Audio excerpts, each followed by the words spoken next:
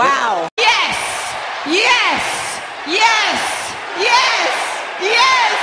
Yes! Wow! Wow! This is fun. Wow! This is amazing. Is what's best for business. I gotta go take a big hairy dump. Oh my God! Next main event, a tag team match. Yes. It's about 26. Hello everyone and welcome to the Let's Talk Wrestling podcast. The wrestling podcast where we review every segment of Raw and give you all the wrestling news of the week. It is Wrestlemania season. This is the episode for Wrestlemania. Well, it was Wrestlemania season a while ago. Yes, but we're into the final stretch now. My name is Turbo Tony. We're here with the voluptuous Matt Marsander. The voluptuous? Yeah, how do you like that? I don't. You don't even know what to say, yeah. I don't like that. I say voluptuous because we had quite a sexy little intro from Stephanie McMahon herself, the little minx that she is. She enjoyed Raw maybe more than anyone else did, possibly. So it definitely sounded like she enjoyed it more than me. Yes. Oh, yes. Indeed.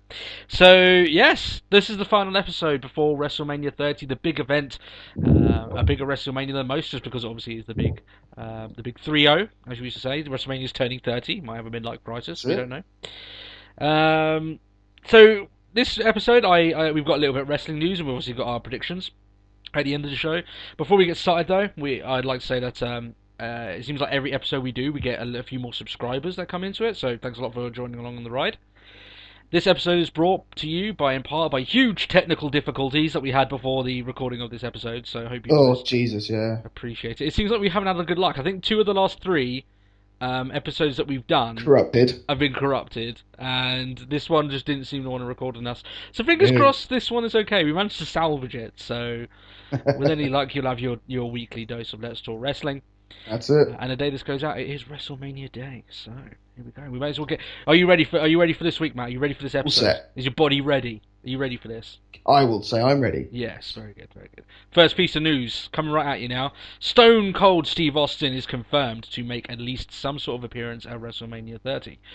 This was confirmed during the week by WWE and a lot of other news sources that came out.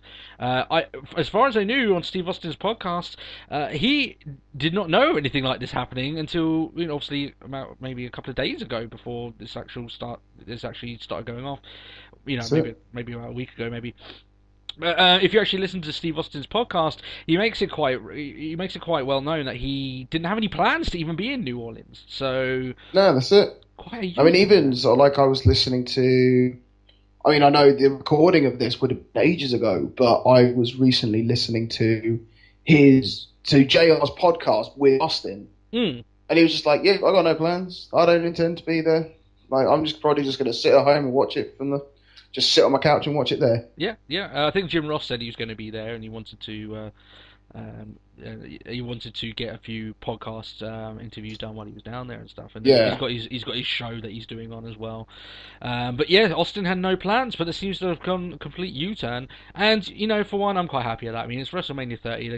They're going this whole thing of looking back at all the other WrestleManias, and Steve Austin was a huge part of the Attitude Era WrestleManias. Definitely, yeah. Obviously culminating to WrestleMania 17, a WrestleMania that a lot of people still say is the best that they've ever done.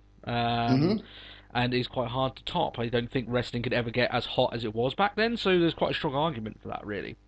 Yeah, that's it. The event that's infamous for Stone Cold turning heel at a time he shouldn't have turned heel, but regardless, it was still an amazing pay-per-view. So to have him here at the show, we'll see what he's probably going to kick some ass. He's probably going to give someone the stunner, drink a few beers, the whole shtick with Stone Cold. Yeah. We haven't had it for so long. Do what he does. Do what he does best. Yeah, better than anyone on the roster. Next bit of news is the WrestleMania set. I don't know if you've seen this, actually, Matt. Is that the WrestleMania set was revealed early on WWE.com. Was it? Yes, you can go and see it right now. It was just on WWE.com. Yeah, they've got actually a big thing there that you can actually see the set as it goes on. It looks magnificent. It looks really, really good. They always do pretty decent sets for WrestleMania. It looks like they've gone all out this year. But my issue with this is that it kind of ruins a little bit of the mystique of seeing it first time, where the finals go WrestleMania picks uncovered. That's just Snooki and the Iron Sheik. That's not what I'm looking for. But the issue I had with this, I mean, the reason why I think that maybe they've done this and actually just revealed the set early is because they've got a 2-hour pre-show, so people are going to see that set before WWE kind of wants them to see the set anyway. Quick before somebody else links it. Yeah, exactly. Yeah, so it may as well be them. They get all the hits on their web page, and maybe gets more people getting channeled towards their network and stuff like that. Yeah. So fair enough, but it's a little bit.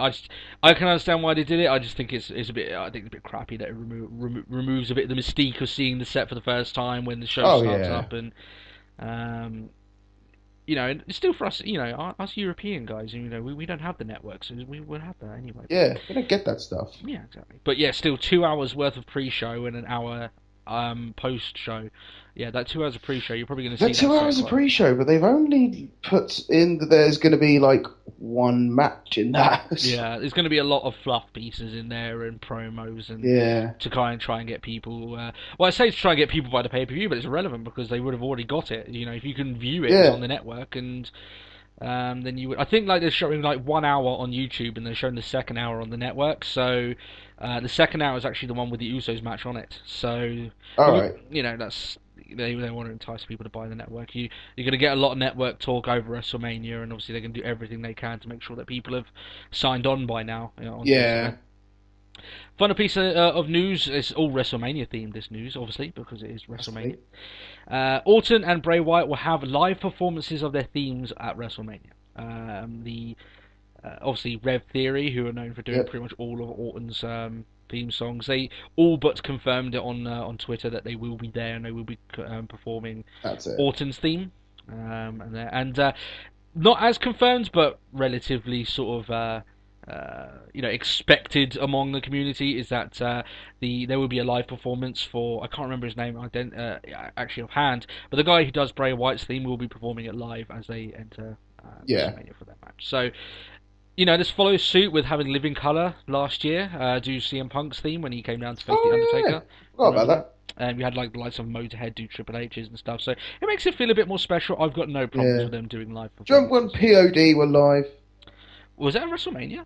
It was a WrestleMania. They did obviously they did Rey Mysterio's. Oh yes, I do remember that now. That's the WrestleMania where he won the belt, wasn't it? The heavyweight belt. Yeah, I mean, that heavyweight belt has such lineage. I mean, Stevie Richards won it at WrestleMania 20, so that was quite impressive. So that's our news. I mean, I'm quite looking forward to the live performance, especially Bray Wyatt's one. They could do something really good with that, you know. Rev Theory. There you go. Trying to get my English out there. Not so much, but you know, still a bit special. It should be fine. Yeah. So that's your WrestleMania news for the week. We just before we get into our Raw review, we reviewed a little bit of TNA last week. I watched TNA again this week.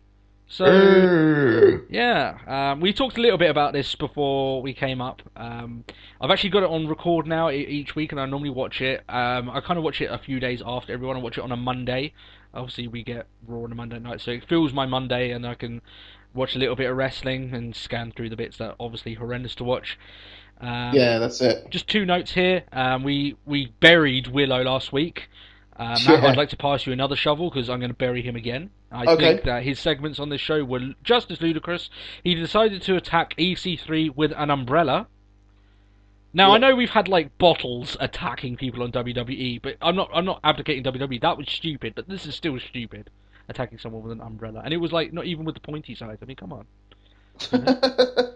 That's just crazy. Yeah, and it was the issue is that they were trying to make it scary. Remember the opening promos they did for the Wyatt family, where they had Matt Striker go in, and it was quite creepy. You know, it was all done nice production. Oh, value. well, you mean the end of Matt Striker? Yeah, where basically the Wyatts took him, and like WWE have never kind of said what happened to him since, because obviously he got fired. WWE clearly don't negotiate with terrorists. Yeah, obviously. It seemed like they were trying to do a little bit of that, but they just didn't have the money or the writing or the talent to be able to do it. They had like a shack in the middle of nowhere. You know, like last week you were talking about behind enemy lines Colombia, and you said there was just a shack in the middle of what looked like our woods. Yeah. This was pretty much the same as that, except I can only imagine looking worse. And it was made to be half a comedy, half horror, so it just came off really bad. That's weak. So yeah, apparently Willow's going to be on TNA, which is already aired. I just haven't seen it yet. God, man, for a guy that's supposed to be debuting this new persona, man, I'm done with him already. Just stop it. I will say though, I mean, we've said a lot of stuff negative about TNA. Are you ready for something positive about TNA, Matt? Are you something very positive about TNA? I'll accept it. There is a wrestler on there which I haven't seen much of before. I mean, TNA diehards will probably kill me for saying this, but I haven't seen him before. But he's a ex-US military guy who's obviously come into wrestling. His wrestling name being Gunner. He has a rivalry at the moment with James Storm. They were I think they were like a tag team, or they won the tag team titles, and obligatory when you're a tag team you have to turn on each other, and this is what's happening here. Yeah. And they had a pretty good match, I have to say, as the main event on TNA Impact, the episode. And I've got to say that looking at Gunner, looking at a guy that's still got quite a few years on him, I mean, he's not amazing in the ring, but he's still got room to shine. He's not also horrible. Like, he's got the basics right, so that's fair enough. And this was a very physical match, very entertaining. And the fact is that this is a face that I think that a lot of people could get behind, and that's something that I think TNA needs to have, a big face that they can just push to the moon and have as their hero. They have too many swerves and heel turns, and that's true. They give people pushes and then they move to the next person. If they would book this guy correctly and maybe push him as this American hero that fought in the war and he's come back to wrestle and achieve his dreams as being a wrestler after, fighting for his country. That's a sellable thing. You can sell someone like that. Oh, that's it. So, people can get behind that. So, bit positive there for TNA. I think that, I mean, for all the times that we rag on it, all you need is a couple of really hot wrestlers for the show to really get big. So, we'll see how it goes from there. But, yes, I am not talking about big wrestlers in terms of Willow. Just stop it, Jeff Hardy. It's not working. Just stop it. Yeah. It's stupid. It's silly. Just stop it. Anyway, Raw review. That's what we're known for, Matt. Our calling card in the podcast community. We review every segment of Raw, even the small little promos. Because we like to be thorough, If we were CSI guys, we would be amazing because we're just so thorough. We don't leave any stone unturned. That's it. This is as we said, the final Raw, the go home Raw before WrestleMania 30. Yep. It was in America's capital of Washington D.C. So yes, where Capital Punishment was, obviously. Yes. The horrendous pay-per-view that terrible ended up being.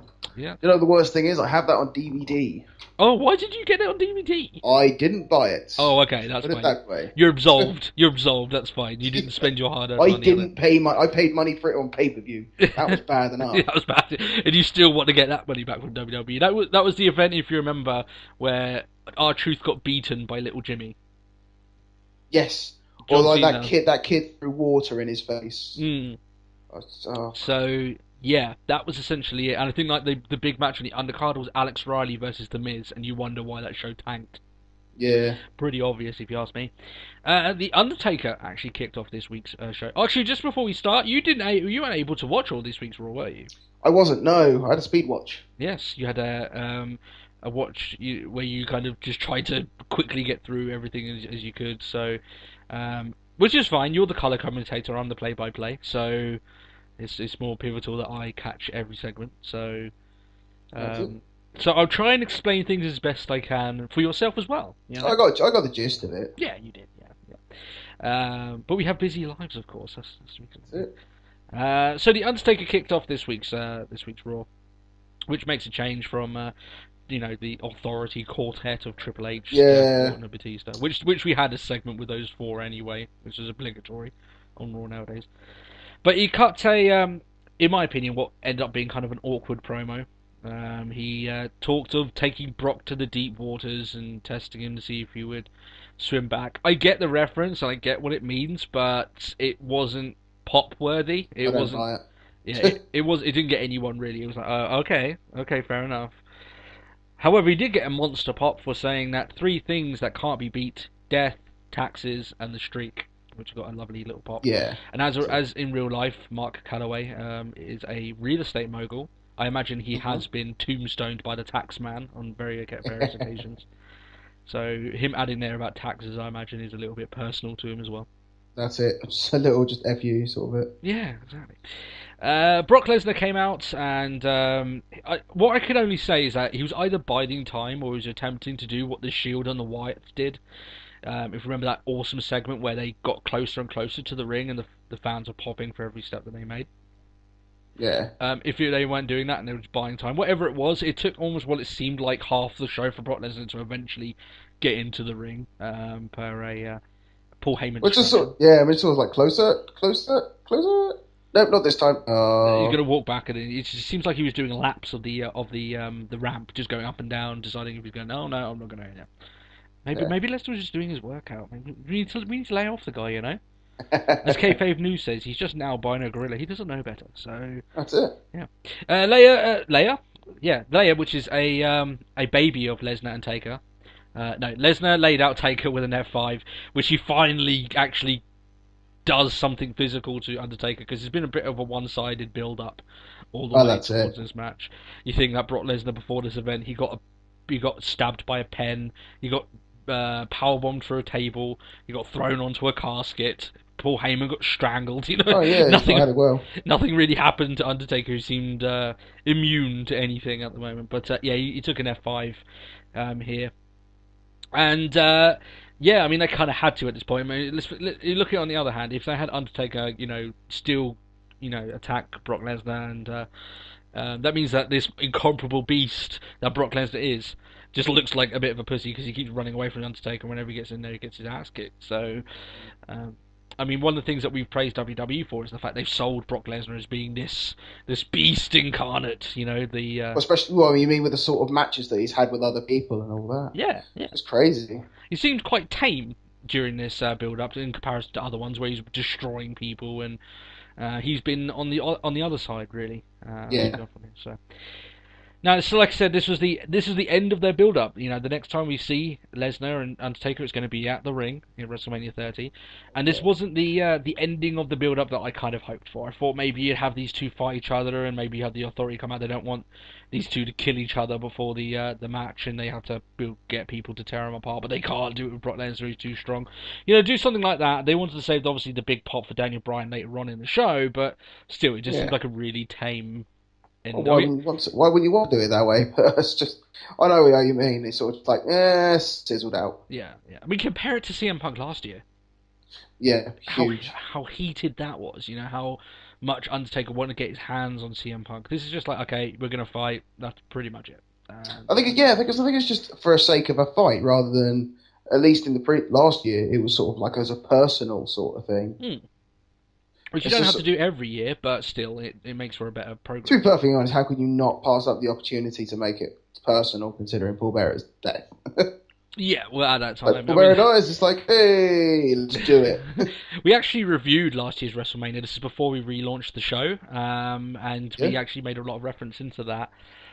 So if you actually want to check that out on our YouTube channel, there's like a link on our main page where you can check out my other gaming channel, which has all these very, very first, very basic, very raw, very prototypey Let's Talk Wrestlers show that we did, and you can catch that on there. We did actually review that WrestleMania last year.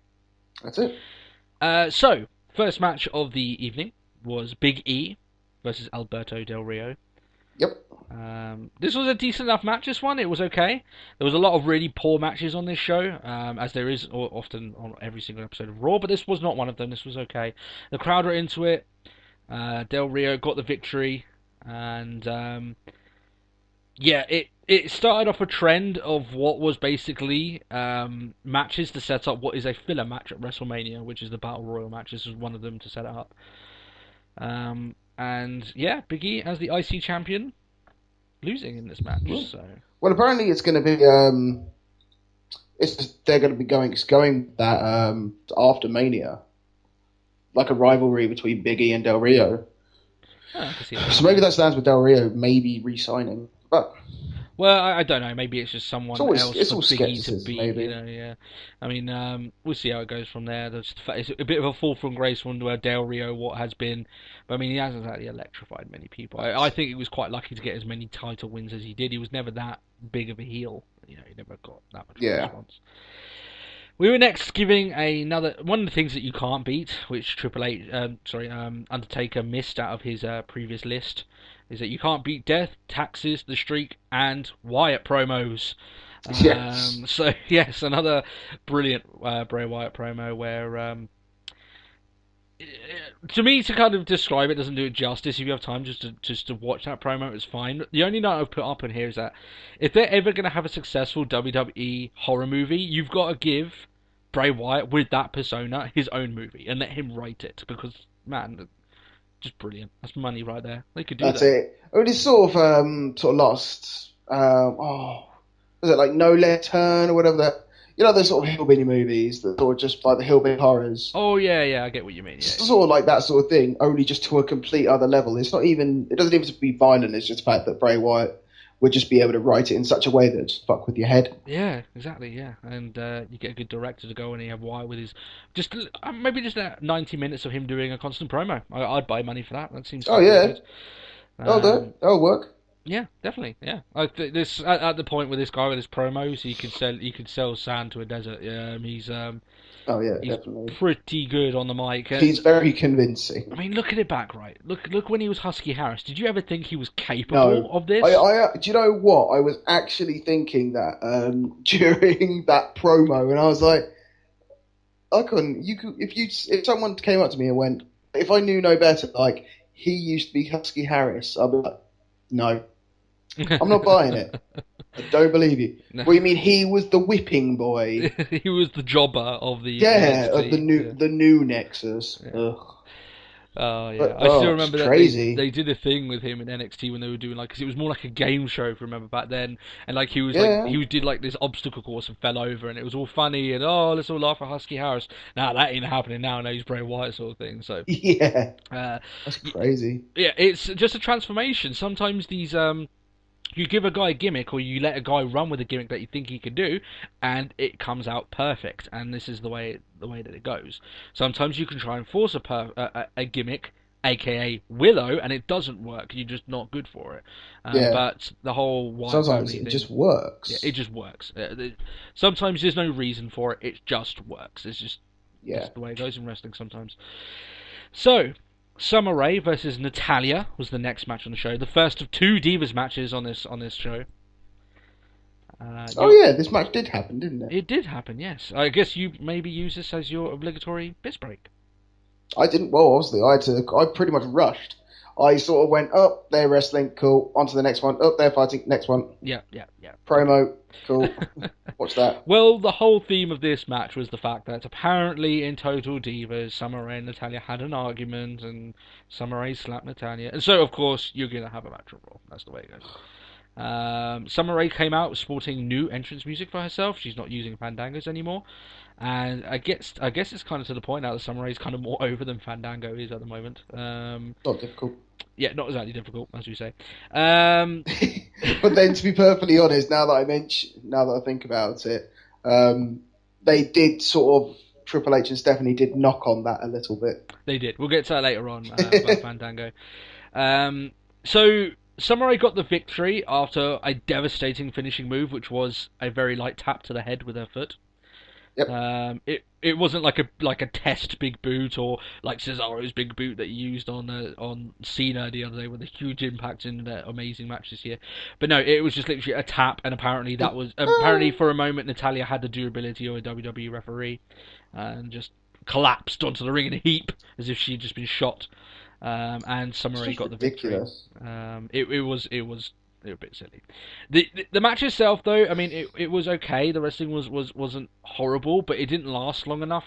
And these 2 girls can go, so I point the finger at WWE management here. You could give them more time, and this could have been a very, very, very good match, because Summer Rae and Natalya can go. And you look at the fact, like Summer Rae and Emma, who's been brought up from NXT, you wouldn't think that these girls are actually good wrestlers on the main roster, because there's no evidence to suggest that. They just don't. They're not given the opportunity to do it either. Yeah. I mean, now granted, there's a lot of bad divas in the roster, a lot of bad diva wrestlers. We've got on record and said this. We don't like the divas division. Yeah. We'll leave it at that. It's been a hot topic. Yeah, it's been. I think we've beaten that to death, that whole topic. So, but when it hurts more when you've got wrestlers, female wrestlers in there that are genuinely, and I call them female wrestlers because that's what they are. They're not divas. They're female wrestlers that are actually good in the ring, and they just don't get time to do it. It's just a shame. It's like, you've got something there that would be really entertaining if you gave these girls a proper program.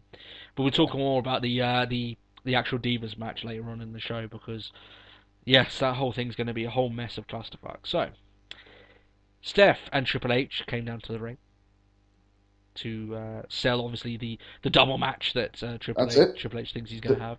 That's it. It's like, because he's going to win. Like, why wouldn't he win? He's Triple H. He's the game. Let's play a video. Look at that video. Cool. Yeah, look at him. He looks awesome. Yeah. One thing I will say, I'll just mirror what we said last week. They've been almost like a grayscale heel the last 6 months. Steph and Triple H. They've been kind of acting as if they want Daniel Bryan to succeed, and it's just you're just a B+ player and all this. They've been heel, but they haven't been vindictive heel. Vindictive heel is exactly what Steph and Triple H do best. So the fact is that now they're doing it, it's coming off brilliant. Steph is a great evil heel. Triple H is best as a heel, a full heel, not this suit heel that he is. He's been since SummerSlam. So yeah, now they're all 100%. This is what we're doing. It's a lot more entertaining, and you can start to hate them a lot more. Instead of getting frustrated, now they're actual heels. You want them to get their asses kicked, so it's a lot better in that sense. So Triple H did reference the fandangoing during this segment, talking about how fans can get behind people and then kind of filter drop them in an instant. Yeah. And then he said the lines that Fandango is a solid B+ player. He could be an A player one day. So next year, it's confirmed Fandango will be breaking the streak against The Undertaker. Because he is oh, God, that would just be horrific. He would dance all over the dead man. Oh, just Undertaker versus Fandango just seems just so far-fetched. It would just be like, why are you doing that? Because The Undertaker really can't be bothered. It's like a list of dream matches, and this is a list of nightmare matches, and that's Fandango and Undertaker, yeah. Obviously, I'm joking with you guys. That match is never going to happen. Steph obviously built up the fact that Triple H is dominant in the ring, and he showed the promo of Triple H destroying several people, like RVD, Booker T. Jeff Hardy was on it. Jeff Hardy, yeah, and Scott Steiner, Kurt Angle. Yeah, that's true.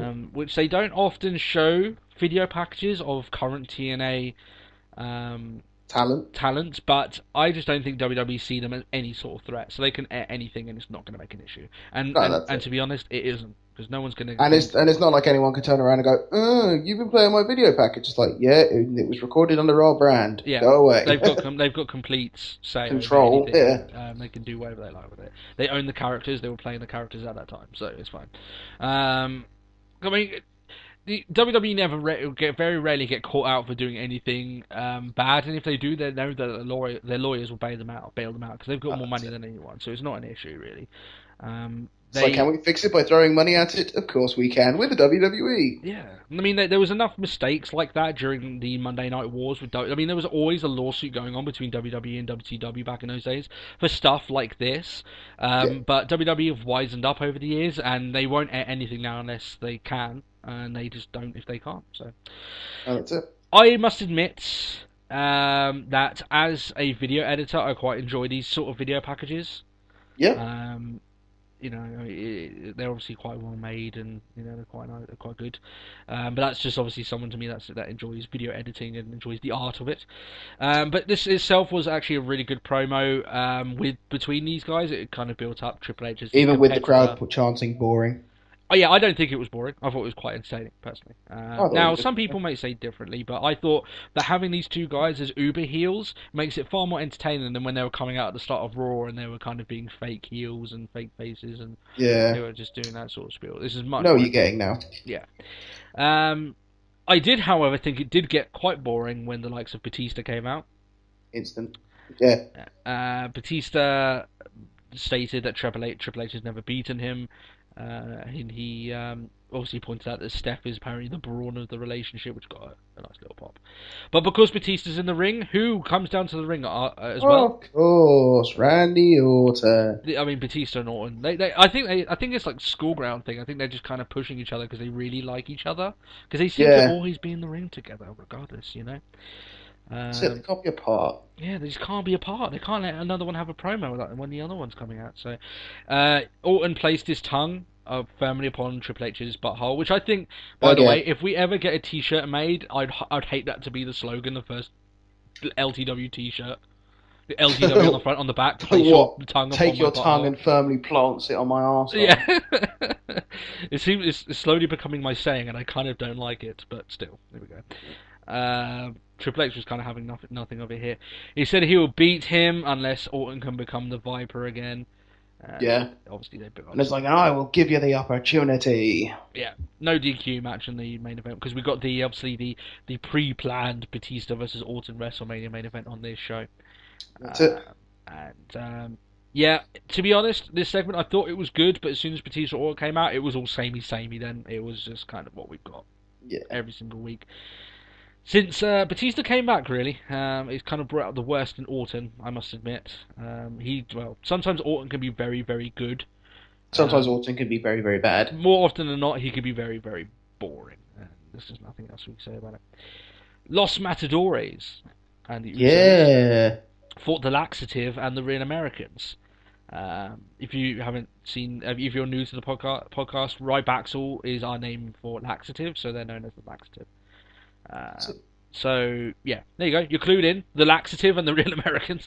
The Faces got the win here. This wasn't really. The reason I didn't really enjoy this match is because it had a painful lack of Cesaro. There was not much Cesaro here, and I just love the fact that whenever he goes for that big swing and anyone stops him from doing it, just like a ring of boos go around the stage. That's it. It's like, everyone, the big swing, yay! And then like you could be like the big, like Daniel Bryan could stop the big swing, and they'll still boo him for it. Yeah, exactly, because everyone likes the big swing, you know. Now, I mean, obviously we can talk now about the tag titles being relegated to pre-show duty. So that means anyone outside the US that doesn't have anyone outside the US and people inside the US that don't have the network. Will not be able to view that match because it's exclusively on the WWE Network. Now, I understand why they're doing it. It doesn't stop it from sucking. But, I mean, I would have been a lot more annoyed if this would have been the match that Usos had won the belts. But this is just a real... I mean, where did this match come from, really?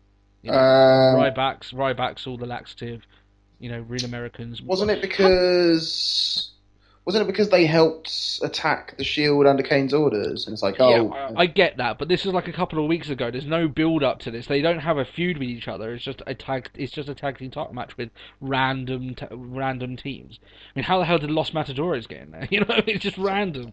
It really is. And as a big Usos fan that I know you are, do you think that this is kind of like this is a step down for the Usos to have a match like this? Kind of, but then I'm looking at the actual card of WrestleMania, and I can understand the decision to do such a thing. What I would have done personally, why wouldn't you have given these guys the same shot that the likes of Edge and Christian, the Dudley Boys, and the Hardys had? Give them a TLC match. Let them go mental. You know these guys want to make a difference. Yeah, make it a throwback. Make it a WrestleMania 17 TLC Memorial match. I don't care what it is, but just do that and make these guys just go mental. It would be a huge attraction. It would be one of the matches. Doesn't even matter then if these guys don't have things because it's going to be mad. It's like the Money in the Bank ladder match. None of them had any rivalries going into it, but because of the match, you knew it was good and you knew what it meant. It made it something to chase for. So as a result. Yeah, I could agree with that. And there's no like hardcore matches on this show, so why not do it? But it doesn't matter anyway. We're not going to see the match because we can't get the network, and I'm not going to go chasing for it either, to be honest. If WWE want to put it under lock and key for anyone that's outside America, then so be it. We will not chase it. It's almost like the WWE as the universe, WWE America. Yeah. They're an American company, and I get that they're obviously looking after their own. That's the reason why we don't have pay-per-views over here in England. That's it. But that's actually one thing. Anyone that's over here in England, and obviously Ireland where I am as well, there's a show that's called Wrestle Talk TV. They did it. I mean, I know that you watched some episodes, but they had one recently on there with one of the like a quiz heads over here. It's like a quiz show, and he's also a wrestling fan, so he was hosting it. But regardless, the theme of the question of the show is: do you think that WWE will ever have a WrestleMania in England? And some of the responses just made me laugh. The fact that people actually genuinely think there will ever be a WrestleMania. But it will happen again. No. I mean, there's not even like personally, I don't think they're going to do a pay-per-view in England for years, let alone a WrestleMania. They're never going to do a WrestleMania. Oh, WrestleMania, definitely not. They're never going to do a WrestleMania in England. And these people are saying, well, they did a SummerSlam back in like almost like 20 years ago. They obviously have to do it. It's like, no, they did a SummerSlam back then. It was out of the norm then. Yeah, it was a huge success, but they haven't done a pay-per-view over here since. Bar like all the crappy ones that they did, like Insurrection and all that lot, which weren't good at all. And yeah, the idea that these people genuinely think that these wrestling fans that have, obviously, they're searching out what is a wrestling talk show. That you'd expect them to know a bit more, and they genuinely think there's going to be a WrestleMania in the UK. I was genuinely shocked at the lack of brain power in these people. There's never going to be a WrestleMania in England. No. Period. Never, ever, ever. So now I've got that out of my system. Breathe. Ooh, sir. Next match was Fandango and Sandow against the Brotherhood. This is obviously one of the other matches that set up the Andre the Giant Memorial. Look, I can understand Fandango. Sandow, no. No, it's just a bit random, yeah. But I mean, these build-up matches to the Battle Royal is actually starting to get really on my nerves. I'm glad that it's over now, because a lot of these filler matches are nothing more than filler matches, and they're not exactly getting given any love. They're just there to fill a slot. Another go home to show to WrestleMania. You'd think that maybe they would do a bit better, but they're big. Yeah. This match it was okay while it was there, but it didn't last long. It was over very quickly, and Goldust got the win with his final cut, and obviously was much happier this week than he was 2 weeks ago when he got busted open by Fandango. We had the Shield cut a promo backstage. Yep. And they said basically they set up the match. They said it doesn't matter who gets picked to fight Kane later on in the show. They'll win regardless, and they're uber face now, and they have been ever since really they went against the Wyatts. The slow transition into face. I still expect these guys to break up anyway, but we'll talk more about that later. Yeah. But yeah, this segment was just a usual Shield one, just very quick, just to set up that match. And to the point. Yeah. He didn't waste any of our time, so that's pretty good. R-Truth was eaten by Bray Wyatt, cannibalized. That was just ridiculous. This was. It wasn't essentially a squash. Well, it was. R-Truth got the obligatory few shots here and there, but it was pretty much one-sided, as you would expect it. One thing I did say, however, was R-Truth did sell Sister Abigail like an absolute champ. Which is good. Kofi Kingston sold it well as well, so you have to give him props to that. You think a move like that, you wouldn't be able to sell it well, because you get the momentum and you can actually sell it pretty well, obviously. Yeah, I'd say so. How about he does that on Rollins and get Rollins to sell that, baby? Yeah, let's do that. Didn't Rollins already take his Sister Abigail? I know, but he's been outsold, and you know Rollins won't like that. Yeah, that's true. This match was fetch Ziggler. Yeah, get Ziggler, yeah. I mean, he would bump around the ring, So, this match itself wasn't anything special. It was what it was. It was like the majority of Bray Wyatt matches. Outside of pay-per-view, there were Bray Wyatt's in there. He eats his opponent and he leaves, essentially. After the match, however, was quite an interesting little segment. Did you catch this segment? I did, yes. Yes. So, after the match, the lights dimmed down, and Bray Wyatt's obviously on his knees, doing his usual spiel, laughing and putting his hands up and everything. Doing the whole follow the buzzards thing. Yeah, that's it. And out of the darkness, a figure walks up behind Bray Wyatt. I'm going to try and do this in my most creepiest voice, shall I? I think so. Okay. In the dark, try to set it strong. Behind the family that belongs to the Wyatts, there was a man, a figure, so to speak. He was wearing a mask, drenched in pure white and hatred. He looked at them, side to side, with cold, menacing eyes. And he knew then that he would fight. Was that good? Yeah, I can go with that. Yeah, pretty good. There you go. Impromptu. There we go. See, maybe I can do cold, chilling readings, and you do the impersonations on this show. No, that'll do then. We found our niche. There you go, man. Something like Exactly. Basically, it turned out to be John Cena behind the mask, who walked up behind them. He was like in pure black, so obviously you could only see the mask. It was quite a nice little image. Well, I say nice. It was quite a fitting image, and it was quite entertaining. And I have to give props to Cena. I love this segment. I have to give props to Cena. His timing here from where he was looking at them and when he took off the mask and attacked was pretty much as perfect as you can get it. Big fan of this segment. I think this is brilliant, especially as it kind of goes back to the real good image that we got last week of Cena having the mask put on him. I think it sets up the match for it well. Obviously, by your sounds, you're not as keen on this segment. No, the one thing I like the segment. I hate seeing this whole, has John Cena turned the tables and got in Bray Wyatt's head? Not really. I don't see that being a problem. Yeah. If we take the segment for what it is, but the commentators do like running their mouth a little bit, don't they? And and like before the show, it's like, Bray Wyatt's totally in his head. And it's like, oh yeah. Cena's turned it around. It's like, oh. Yeah, that's it. So I thought that video package that they do for that match is going to be absolutely out of this world. It really is. All the images that they've got for it's going to be pretty damn good. And with the time that they had, they've had to try and cram in this rivalry over. I think they've done a good job. They've done a decent job. I think it's mainly because all it is Cena being Cena and Bray Wyatt just being awesome on the mic. Yeah, I think that's how you're able to cram a rivalry in pretty quick. Yeah, and they've made it so that John Cena's told people that he's genuinely scared of Bray Wyatt, and it helps. It helps build that match, makes it more of a contest. Because otherwise, people are just going to think. Otherwise, if it's like with Cena, it's just like another person. Oh, someone fighting for my legacy. Go ask The Rock how that helped. Happened out, so. Yeah, and whenever they do this whole thing about they're fighting John Cena's character and all that he stands for, even if he loses, like John Cena just shrugs it off anyway, so it doesn't really mean much. So I'm just looking forward to the contest of these two. And like we said before, and I'd like to reiterate it here because obviously it's the final show before Mania, this could be a show stealer match. This could be Cena and Wyatt could be that match that everyone doesn't think is going to be great, and then suddenly it's a 5-star one and everyone's drained from cheering from it. I really think this could be that one, personally. Yeah, definitely. So, the second Divas match on the roster, AJ Lee against Naomi in the Lumberjill match. Yay!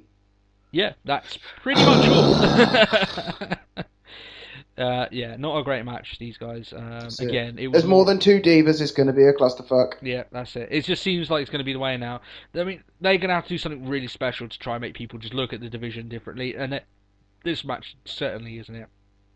Yeah. Naomi got the victory by using her arse to attack AJ Lee, which, I mean, if that's quite an arse, really, from Naomi. I mean, if you're going to get hit with that thing, it's pretty...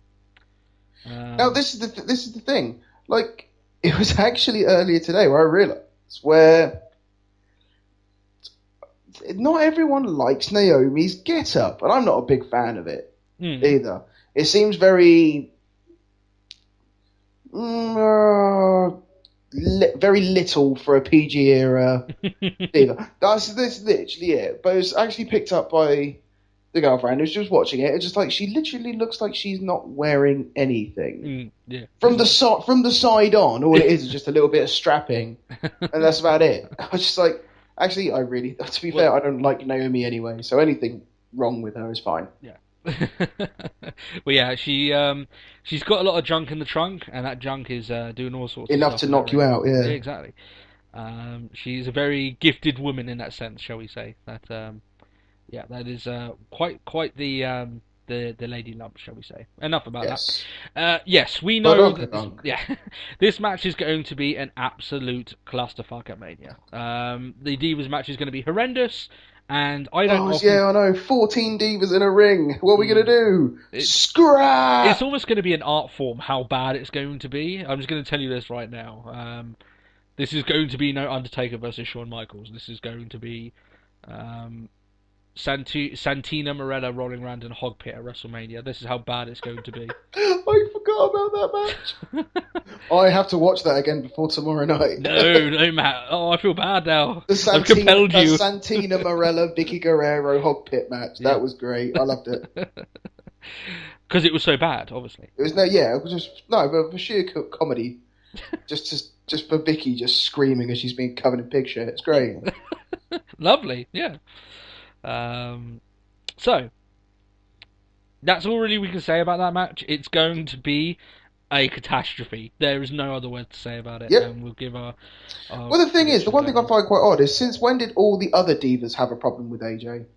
Like, I can understand, like, the Total Divas having a problem, because, you know, if AJ gets chucked out this one side of the ring, the Lumberjills are, you know, the heel Lumberjills, or I mean the non-Total Diva ones. Yeah. Generally are on her side. Yeah. Well, they were having, like, tag matches together, weren't they? Yeah. And that's it. And they didn't have a problem. And now all of a sudden, just like, it doesn't matter what side AJ gets thrown out of, they're going to attack her. Yeah. Oh. They're setting her up so that there's no way that she can win the belt. We will talk about this later on, but that's the reason why she's going to walk out champion. But we'll that's it.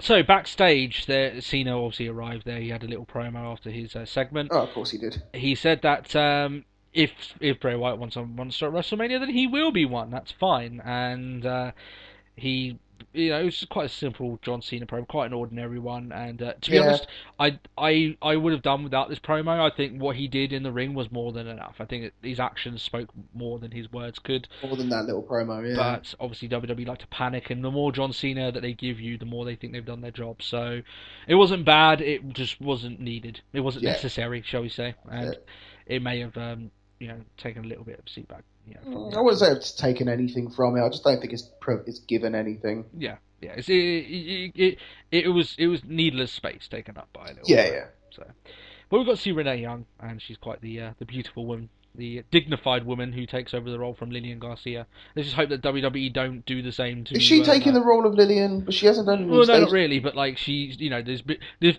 dignified women in WWE are few and far between, and I think that Renee. Oh, okay. You mean she's taking the Lillian position of the dignified one? The dignified one, yeah. Let's just hope that WWE don't start calling her names and commentary and showing lots of bad footage of them. Like Garcia.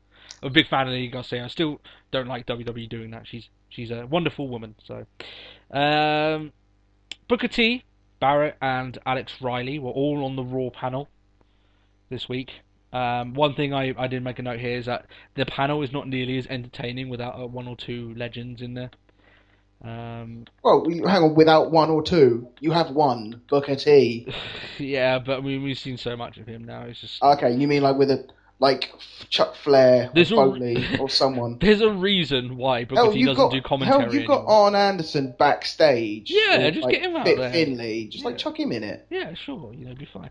But there's a reason Booker T doesn't do commentary, because he's just a verbal mess. So having him do like a one sentence is probably the best way to do it. You mean the wappy tappy quacky flappy lacky wacky dacky. My Fab Five, yeah, that sort of stuff. Yeah, we're better off without that now. I think anyway. That's fine. I think we're past that. Yeah, Barrett again in a non-wrestling role, so I think he is in that. Is he in the Rumble? He is. Oh, okay. So we're actually going to see him wrestle. I imagine he'd be one of the first to get eliminated. We don't actually see him do any wrestling moves. He's been like I know he's probably wrestling at live events. Let's see him win. I want to see him. Let's be sort of like wishful Brits and just like hope that he'll win. Yeah, just hope that he wins and he realizes that he just wants to give up the gimmick and just do something different, because it's just dead. Just destroy people. Bad news. Just be an evil Barrett. Why not? Just don't be like that. Reigns was the one picked to go against the. What a shock! Literally, the moment that voting poll came up, I was like, Reigns. Yeah, they do. And then what was that? 80% for Reigns. Yeah. I mean, the guy's the big face of the standout performer that they're pushing in the Shield. So when they did this, they knew that it was going to be Reigns going out. I know that Rollins had a really great showing last week, but the general wrestling audience are going to pick Reigns over Rollins, and Ambrose wasn't going to get picked regardless because which is a bit of a shame, because I would have actually personally liked to see Rollins against Kane. I think that would have been quite interesting. But this match, like a lot of other matches on this one, just never got the chance really to start. There was a few moves here and there, and then it just became look, the Outlaws have come out. Yeah. What a shock. And then the Shield comes out as well to even up the odds. The Shield try to triple powerbomb Kane, but then the Outlaws kind of grab him and move him out of the way in the nick of time. This is just such a rushed rivalry, and it reminds me of what the Shield had last year when they were here and they were going against Sheamus, Randy Orton, and Big Show. It was just so rushed. There was no reason for it. It was like, what do the Shield get for winning this? What do Kane and Outlaws? They don't get anything. They just get a showing. Exactly, which is sort of like this is what you would get on a Raw episode. So why are we getting this at WrestleMania? Yeah. That idea of having the triple threat Shield match, which would have been something special and unprecedented. Yeah, we don't get that. So yeah, we don't get what we want. Still a bit bitter over that. I think maybe there's a chance that's gone wasted over WrestleMania. So the infamous Piper's Pit, a segment that is regularly entertaining back in its heyday. And, when it's come back every now and then, it's been quite entertaining as well. This was not such Piper's Pit, unfortunately. Someone took Piper and replaced him. They gave us PG Piper, basically. I don't even know. Like, we've had Piper's Pit since then. Yeah, and they've been alright. Yeah, since PG, but this was just terrible. It was bad. Basically, Piper was talking about the Andre the Giant Memorial Battle Royal, which I'm just sick of saying, and I'm be glad after WrestleMania I don't have to think about that Battle Royal again. I hope it's not a continuous thing. They have to do every year, and I just groan. This is another one thing I love is the fact they're talking about it like the prestigious and like the first annual one. But it's like, I hate when they put the first annual because it's like it might happen again. Yeah. But it's like, like the prestigious and all these words, and they're throwing all this stuff like it's been around for years. It's like this is the first ever, but it's like the greatest. It's gonna be like a benchmark of Mania. I hope not. And the fact is that it's so prestigious and such an honor. And Zack Ryder's in the match. Sorry, no, don't buy it. Sorry. 3MB are in the match. 3MB, yeah, and they picked up a win this week actually against Kofi Kingston.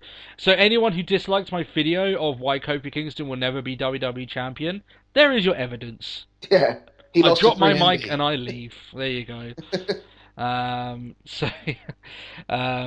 But I'm kind of sick and tired of this build up. But with this Piper's Pit, basically he was talking. He got interrupted by Miz, then he got interrupted by Sheamus, then he got interrupted by Titus O'Heel, then he got interrupted by Dolph Ziggler.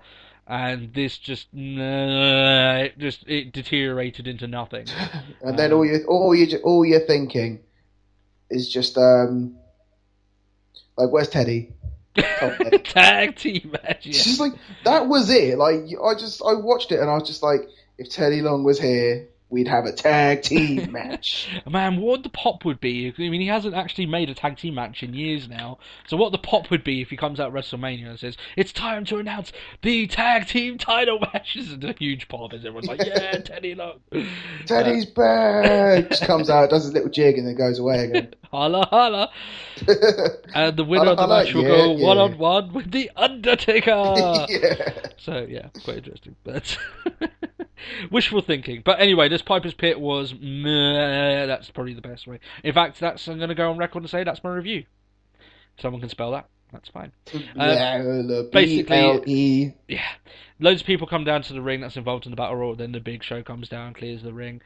That just didn't make sense to me. And then suddenly it's like, because as I said, I sped watched this whole episode, so I was sort of clicking, like just selecting through and little spits, and I was like, and more people are in the ring.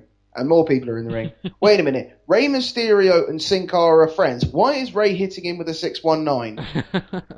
Because this match is so prestigious that they need to fight their friends to get to the trophy. That's it. Just like, and more people, and then some more people. Yeah. And now the Big Show's in it. Yeah. Okay. Never mind. Let's move on. That's the way it goes. This whole Battle Royal, they haven't built it up very well, and all the matches that they've had building up to it have been shocking, so yeah, that's pretty much it. Wait. The amount of people that have been in it and then out of it, and the amount of people that they've got it's just a mess, really, that match. It's filler, and that's what it's for. I cannot wait. It's going to be, that's my match of the night. Yes. Once you've done that, you can go to sleep. Then you don't have to catch Daniel Bryan winning the belt. No. You don't. I don't have to watch Undertaker, and Lesnar. Yeah. That's it. So, Batista versus Orton, we got the match that we never kind of wanted, but, it's fair enough. It makes sense to do it on Raw, I guess. And I have to actually say that the start of this match was immensely physical. These guys were wailing on each other with kendo sticks and chairs and everything, so it was quite entertaining. The start of this match, actually. Now, this match never, like I said, this is like the Reigns and Kane match. It never really got going. It lasted for a little while, and then we got the return of... suddenly everyone cheered, and everyone's just like, oh my god, what the hell? And camera pans around, and there's Daniel Bryan. Yeah, he attacked Triple H and pretty much everyone involved as well. He was wailing on Triple H with a kendo stick, and Triple H was bumping around, wriggling around like an absolute champ, trying to sell the fact he was getting beaten up. That was brilliant. He was Especially considering, like, he was just like, then he was laying on the steps, and he was like, they just sort of, like, lifelessly just flopped off a bit again. It was just like, it was great. I loved watching that. In a sense, he kind of oversold it, but it was good. It was the return back from the beating that Daniel Bryan got back, and it was entertaining to see Daniel Bryan get the one up on him. And obviously the show ended with Bryan on top doing the yes chant. And that's the final the image that we get leading into WrestleMania. But yeah, kudos to Triple H. He was bouncing all over the ring, and he was trying to, he had a scared face running around the ring trying to get away from Daniel Bryan. Yeah. He sold it quite well, so kudos to definitely him for sold that. strong. Yeah. So yeah, that, like I said, the Batista match never really got going. And that was pretty much the ending that everyone wanted leading into it as well. Yeah. And I knew that Daniel Bryan. Well, I think we knew. Yeah, I mean, we knew Daniel Bryan would be making his return, but that final image that we got of like Daniel Bryan stood up tall, giving the yes chance as the finale of Raw. That is what WrestleMania mainly is about. Yeah. At the end of WrestleMania, you're going to get exactly that same thing, except he's going to have 2 big gold belts around his waist. That's the way it's going to go. That's it. But nevertheless, we'll go to our... is that what's definitely going to happen? We have our predictions for that. Yeah. Just a quick review of the actual show. I was not impressed with the go-home show. They could have done a lot more to sell the pay-per-view. And I just don't think this show did a lot. I was expecting to go all guns blazing, but next week is the Raw after WrestleMania, and that's going to be a million times better than this. So there's 4 things that can't be beat. No, sorry, 5 things. Death, taxes, the streak, Bray Wyatt promos, and the War after WrestleMania. There you go. Yeah. Because then you've still got all your international fans sticking around. That's it. And all the die-hard fans that are still there in New Orleans, and they're going to be drunk as hell because they... the place is quite entertaining to be at, as I expect. I would love to be at New Orleans, I really would. But I'd just love to be on Mania. Expensive, isn't it, really, to go over there, especially from where we are. So I hope anyone that's made the trip over and paid the money, I really hope that you guys enjoy it. The worst thing is I have people on my friends list on Facebook, and they're just like, oh, look at all this stuff in New Orleans. I was like, I hate you. Yeah. I actually hate you right about now. But, I mean, one of the things I actually wanted to say as well, that even though we do a review show and we do a podcast, if someone dislikes what we say about something that we dislike and they actually enjoyed it, I actually hope that everyone enjoys all the bag segments on the show, because we want people to be entertained no matter what. If you like something that we don't like, that's fantastic. It means you're entertained by it, but some different people get entertained by different things. I don't want people to dislike anything on the show. I want them all to be happy and entertained, but this is the way that we go about it. I just wanted to add that in there as well. We haven't had any messages. I just thought I'd bring that up. So, okay. Yeah. No, haven't had any people raging at me or anything. So we had hate crime or something? No. People love us. Our subscribers love us. Yeah. I've seen the views. I've seen the lengths that they've been watching it. They like our podcast, Matt. There's 6 things can't be beaten: death, the taxes, the streak, Bray Wyatt promos, the Raw after WrestleMania, and Let's Talk Wrestling podcast. There you are. So I'm gonna forget that soon. I'm gonna be adding things that can't be beat. I'm gonna forget the. What number were we on now? This be on episode 300 LTW. There's 400 things that can't be beat. Okay, now we've got an hour to list all the stuff that can't be beat. That's it. No, I think we'll stop that this week. We won't. No more, guys. Don't ask me to continue. On to the predictions. Come on, let's just get that out of the way. This is Let's Talk Wrestling. This is what we do. We don't follow on a beaten path. Yeah, exactly. That's the way it goes. We could talk about tag team titles and start talking about how the first WrestleMania was made, and then go on to talk about TNA. It's what we do. Damn it. So. Predictions. Let's get this going. Pre-show, the WWE Tag Team titles, the Usos against the Real Americans, against Los Matadores versus the Laxative. My prediction for this is a Usos retain the titles. Yep, I can agree with that. Too early for them to drop it, and especially on a pre-show. That's pretty much my thoughts on that. The fact that they've got such a big following at the moment is the fact that they're over as faces, and there's no real denying that. And then to sort of have it just as a pre-show, just drop it like that, would be ridiculous. Yeah, it is. But then to be fair, we did have the unifications as a pre-show. We did. So it's not like WWE knows what they're doing with the tag division. No. Well, they've done a little bit with the tag division over the last 12 months, I would say, but it's they don't treat it with much love, obviously. And like I said, our idea earlier on of making this a TLC match would have been much more entertaining, but they want to push that the network hard, so they're thinking this is a match to push it. But I know that you're quite upset at the fact you won't get to see the Usos have their moment and the grandest stage of them all. It's not even the Usos; it's the Usos and Cesaro. Yeah, Cesaro's not going to get his chance to shine, which is unfortunate. I thought that if you had him in the Battle Royal, he could do the big swing, and who knows? Take people out with it. Yeah, like he could do it with someone who's whack people. I mean, you've got Great Khali in there. Get him to do it with the Great Khali again. That would be a huge thing. But he's not going to be there, so a little bit. Yeah. Oh well. The Divas clusterfuck for the title. My pick is AJ Lee to retain. There's way too many faces in this match not to have a heel win it. Yep. That's just the way it goes. I don't see a face winning it over other faces and having AJ get beaten by not getting beaten. I don't even know how this match is supposed to go. Is it elimination? Is it first to fall? I just have no clue. This just seems like happened. Yeah, it's just they've essentially booked it as the clusterfuck. Yeah. It's not even booked to be an 8 diva tag match or anything like that. No. I mean, if it was a gauntlet match or an elimination match or something, then maybe at the end they can have AJ Lee against one face, and then that face overcomes the odd, because then it's like a one-on-one match, and you've got the face who wins over AJ Lee and actually takes the belt off her. But because it just seems like such a clusterfuck, I'm going AJ Lee to retain, and I think that's quite a safe assumption as well. I can agree with you. If you're going to get her to lose, then you need to build up your next big face champion to take it off her, and they haven't done that. So. This is where Naomi wins. Yeah, maybe. We'll see how it goes. Obviously, AJ retain. I'm still going to go with AJ retain. Yeah, I'm going to go AJ. Yeah. I think if anyone was to take it off her, it's either going to be Brie Bella or Naomi, because they're having the whole thing of Brie Bella and Daniel Bryan. I think that him getting up. The big power couple. Yeah, the big power couple sort of thing, and they're having their wedding soon, so having that on Total Divas as a season finale would probably be quite entertaining. Yay! I can't wait to watch it. It will be the greatest thing ever. Yeah. Such a big fan of Total Divas, man. I mean, I know you go back and you watch all the WWE has made me say so. Thrones, yeah. What's Game of Thrones? Breaking Bad? Walking Unless Dead? It has divas in it, I don't want any part of it, man. Nothing compared to Total Divas. No, it's just no. Listen, I mean, let's face it. George R. R. Martin thinks he can write the quality of Total Divas. You can't do it. Good try, man.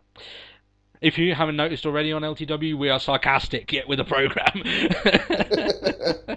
Okay, Andre the Giant Battle Royal, which I'm glad this is going to be over. I have no prediction.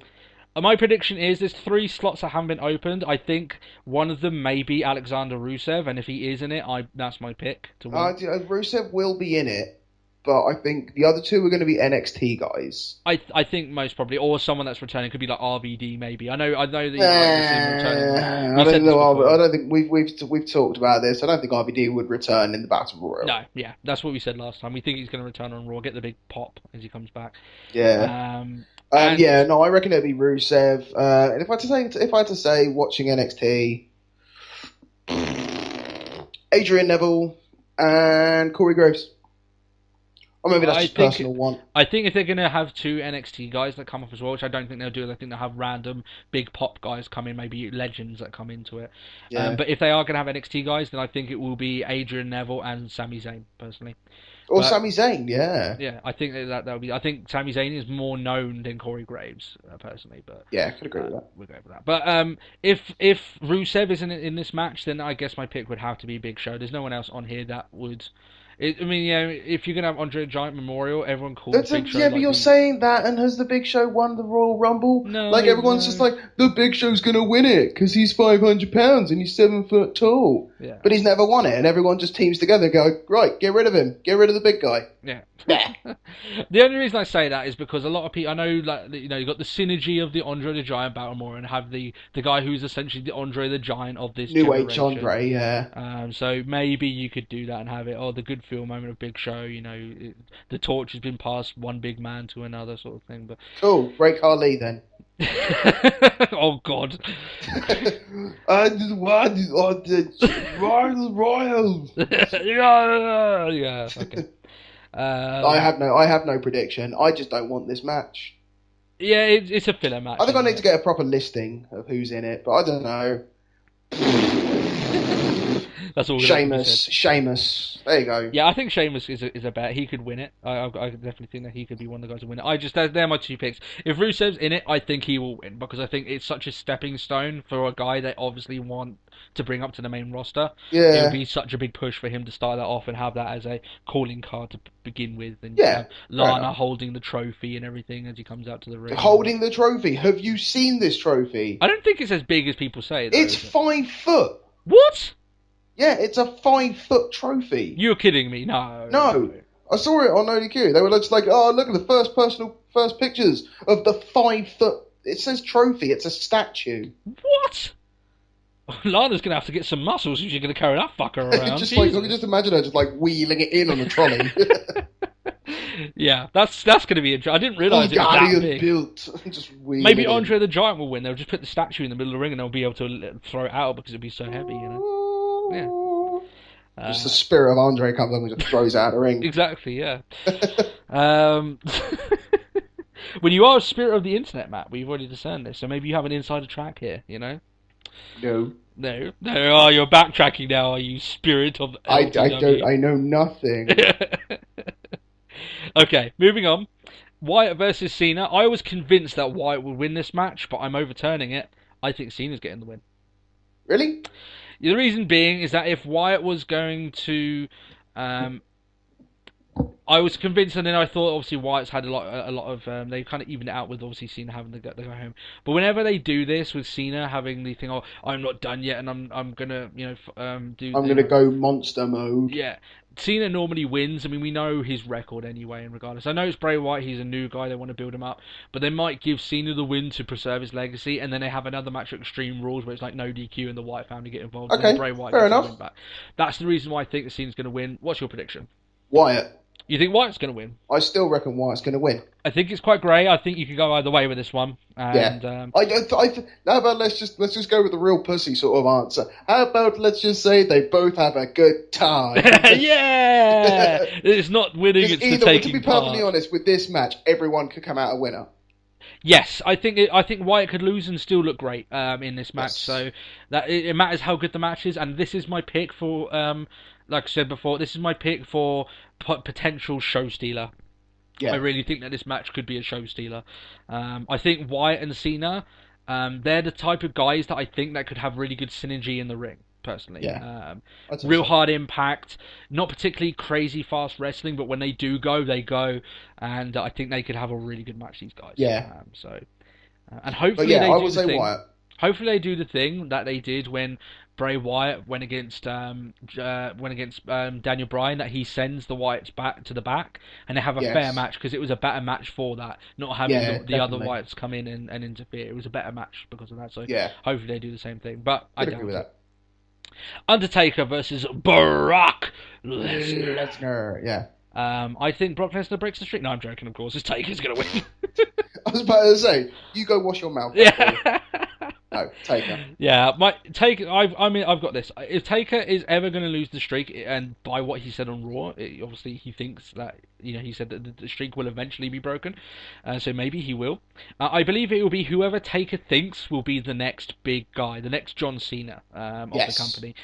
It won't be anyone else but that, and I think that's the ideal way to go. If you're going to have someone that actually beats him and does that, what bigger push in his career as the next huge guy than breaking the streak? That's the only way to go. That's it. But yeah, Brock Lesnar is not that guy, and there's no point to Undertaker losing to him. and I think Undertaker will win this match. I think this match could be great. It could be bad. But I think I don't think it's going to be a bad match. I think this is going to be a good match. I think it's going to be. The reason I'm saying it's got potential to be a bad match, but I think it won't be. I think it will be quite entertaining. Okay, So these next two matches obviously synergize with each other. We've got Bryan against Triple H. The winner, who gets into the title match. It's a triple threat. Yeah. You said Bryan. I'm Bryan as well. Bryan gets the victory. I see Bryan getting the victory and Triple H still inserting himself into the main event and making it like a fatal 4-way. I can see that happening. I can see like power hungry sort of like it's not meant to go like this that's an interesting way of thinking about it. Even if he's not in the match, he's going to get involved in the match. You know that. Just the way they've built this storyline, it would make no sense for Triple H not to come out and try and stop Bryan from winning. After all the things that he said about him and everything like that. So, Bryan to win. I think this will be a really physical match. I think it will go for quite a long time, and I think that Bryan will get a beating. I think the pair of them will get a beating, but the reason I say Bryan will get a beating is that when he's in that match later on, I think there's going to be a lot of offense between Batista and Orton, and then Bryan maybe comes in, gets a really hot streak at the end, and wins the main event to become the champion, and gets the big payout. Your whole complete payout? Yeah, I'm going complete payout. I think anything less than that, you get a right in New Orleans. I really do. I can agree with that. Anything less than that, I think that if you're going to do a payoff now, you can't stop. Okay, we'll do the payoff for Extreme Rules. It's not the same. You could make this as a postcard for what is going to happen for the next 5 years of WWE. That this is, we give you storylines where you hate the people in it, but we give the faces their big payoff. Eventually, that it could vindicate WWE that their 6-month plan worked. They can vindicate themselves. They could very easily not do that if they have Bryan not win. But that's it. I think I saw one and it was like if I will agree with you. Like I think this story needs a payoff, and what better place to pay it off? But I saw one thing online, and it was a fan's response and a comment on a sort of like on a thread, and it was just like, if Bryan doesn't win, you'll essentially have like the evolved form of the Royal Rumble crowd. Yes, you have everyone booing. And it will be a horrible end to the show, even if you have Daniel Bryan comes in and beats him up afterwards. That's it. It's not the same. And the reason why he's been put... I mean, you could easily have Bryan against Triple H and not even have anything to do with this with the main event, even though the fact that the main event would get booed to shit. But you could still do that. The reason they've done this is because they want that payoff. I mean, he wasn't in that... He wasn't penciled in to be part of that of the title match originally. We know this, but the fan response. It was meant to be Daniel Bryan just replaces Punk, and it was just meant to be Punk versus Triple H. Yeah, I mean, like, not for a title, not for anything else. The original plan was to have Bryan against Sheamus, I believe. Which you think like that. I mean, like the in which case he's got a hell of an upgrade, Bryan, and obviously with the fan response anyway that they WWE aren't stupid. They do get a lot of stick for not doing the right thing. I think they will do the right thing here. They'll give the fans the big payoff. They'll make. I mean, look at it. WrestleMania 10, you had the big payoff where Bret Hart won the belt. It was a big face payoff. WrestleMania 20, you had Stevie Richards winning the belt, but it was actually Mr. Benoit himself winning the belt. The big face winning the belt at the big event. And this event, you've got a face yet again going for the belt who hasn't won it. Bret Hart won the belt before, but it is, he's going for the belt. With Daniel Bryan, I'd say hasn't won the belt before. No, he hasn't had a proper reign. I mean, he's never had a proper run with any. Like, even when he first got it, I wouldn't say he had a proper run with the heavyweight. Well, he kind of got a mini run with it, but it was never taken seriously, that's it. And the heavyweight, he didn't really get much. I mean, he lost the belt in 18 seconds at WrestleMania. There wasn't his WrestleMania moment. He earned this big WrestleMania payoff, and to have all those people in that massive stadium chanting yes with 2 big gold belts around his waist, it's the story writes itself. You just can't. If you mess it up, then WWE have their own fault. To do with it. So that's it. So we are all on agreement apart from the Cena Wyatt match. I think that Cena will win. You think Wyatt will win. One of the things I will say though is obviously with the big face payoff that maybe Wyatt does go over because they can't have too many faces win. Oh wait, we missed one. Shield and the Outlaws. Sorry. Oh yeah, Shield Shield and the Outlaws. Yeah. Shield. Shield all the way. No, I think Kane and Outlaws will win. You reckon? Yeah, I think this is the match to break up the Shield. I think they postponed it, obviously, to have this match. So I'm not big. Yeah, my pick is Kane and Outlaws, personally. But are you going to change, or are you sticking with Shield? Oh, I can hear the cogs turning. I'll change. You're gonna go Kane and Outlaws as well. Well, Kane and Outlaws. Yeah. Okay. It's especially considering we were originally getting fed the whole they're gonna break up. Look, there's problems. United enemy. Oh, it's their friends again. Yeah. To set up them being with this match, they haven't sold up them breaking up, but them losing to Kane and the Outlaws could be the final stopping ground. That's where I don't know if it'll be if they lose to Kane and the Outlaws or whether something happens partway through the match. I reckon we'll see a walkout. Possibly, yeah, you could do that. Person. Yeah, maybe maybe Ambrose walks out, maybe on them, or Rollins as well, and we'll see how it goes there. But yeah, I can see a walkout here. I definitely think Kane and Outlaws will win. I don't see the Shield winning.